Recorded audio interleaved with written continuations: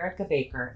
She was a 9-year-old little girl from Kettering, Ohio. This is a sad case because they know who did it. They even confessed to it. They did some time, but it was a very short amount of time, and it wasn't for murder. It was just for gross abuse of a corpse and tampering with evidence. They have done numerous searches trying to find her body. They have not been able to find it. One good thing that has come out of this case, if there's ever anything good, is that Ohio did establish the National Missing Children's Day as May 25th in honor of her 20-year disappearance. Brian Shaffer was a 27-year-old second-year medical student at OSU. He had already went through his white coat ceremony. I mean, he was on his way to becoming a doctor.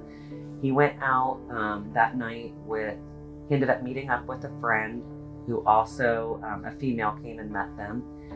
It's been determined too that there were other medical students that were there that night, but they're never mentioned, and I don't know why, but there were. They went from bar to bar. They ended up at the Ugly Tuna Saloon. You can see Brian go up the escalator, and you can clearly see him. He's very nonchalant, relaxed. He goes into the bar. He's sitting there talking with the two friends that he went with. There's two girls that they'd also talked to inside the bar. The girls leave the bar. Brian ends up standing up saying, "I'm going to go talk to the band." And the Ugly Tuna, like how I used to envision it, is that it was this huge bar. It's really not. Like, you can see clear across that room. Not huge by any means whatsoever. There were only 2 bathrooms, 1 male, 1 female bathroom. So he gets up, walks away to go to talk to the band. And that's the last time that the friends saw him. You can see him on film when he walks out of the entrance of the Ugly Tuna, and that whole area was under construction. They were remodeling. So there were doors around there, but they were under construction. It would have been very, very hard for someone that was inebriated to walk through that and make it, okay. And those, of course, were all searched. But when he walks out of the bar, there's 2 police officers there that you can see on film. You can see Brian talking to these 2 girls. These 2 girls have been interviewed extensively. A lot of people say they did it. I can tell you Randy Shaffer did not feel these girls were involved in any way, shape, or form. I think Brian was flirting with one of them, even gave one of them his phone number, and that is the last time that you see him on film. It's 18 years later, and what do I think happened to Brian Shaffer? I do not personally think that Brian Shaffer walked away on his own. Nothing has ever led me to believe that Brian's alive, let's say that. There's not been one piece of evidence, not one wallet, not one shoe, not a bracelet that he had on, nothing. So to me, I don't think he is alive.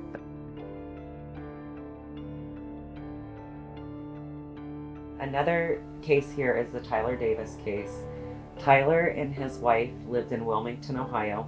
They were going away because it was his wife's 23rd birthday. They decided to go to Easton Town Center.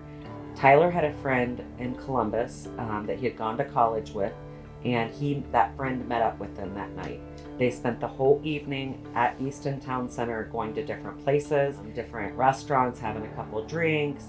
They ended up going to a bar that they had to take an Uber to, and they were returning home very early that morning after that bar had closed in an Uber.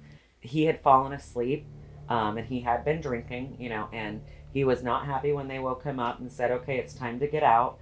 So when they pull up, Tyler thinks they're at the wrong hotel, and he keeps saying, "This is not the hotel," and they keep saying, "No, it really is the hotel." So he wanted to go for a walk. Well, Brittany had to use the restroom. The friend says, "I'll go walk with him."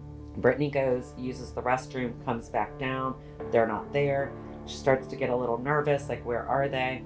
She starts calling. A couple of the calls, they don't answer. She said, "Where are you?" Or, "What are you doing?" And he said, "I'm out solving problems."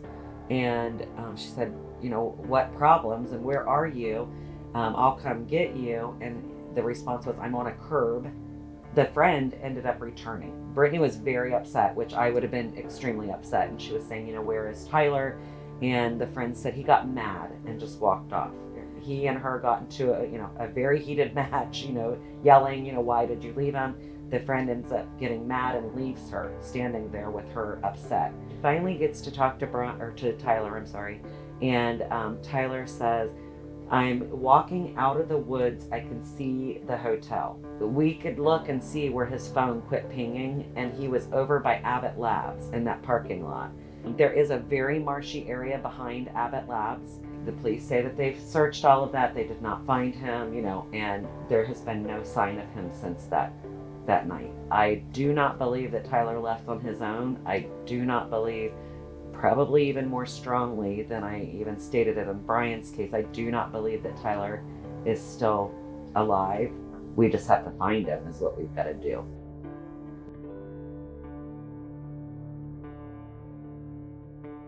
There's another case, and this one's actually down in Zanesville, Ohio. It's a very long-term case. It was January of 1985. Barbara was a 38-year-old mom of 3, and the oldest child was in her teens. I believe she was 14. And she was in the middle of a divorce proceedings. She was cooking dinner and left very quickly. So the kids ended up cooking the rest of the dinner. Barb ended up being gone all that night, did not even come home, which was very, very odd. The next morning they got up and they thought she would be there, of course, and she wasn't.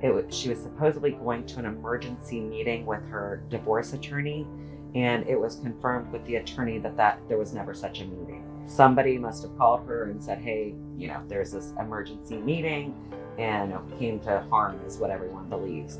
There have been numerous searches for her, tons of searches. They've searched in wells, they've searched everywhere to try to find her body because no one believes that Barbara left on her own.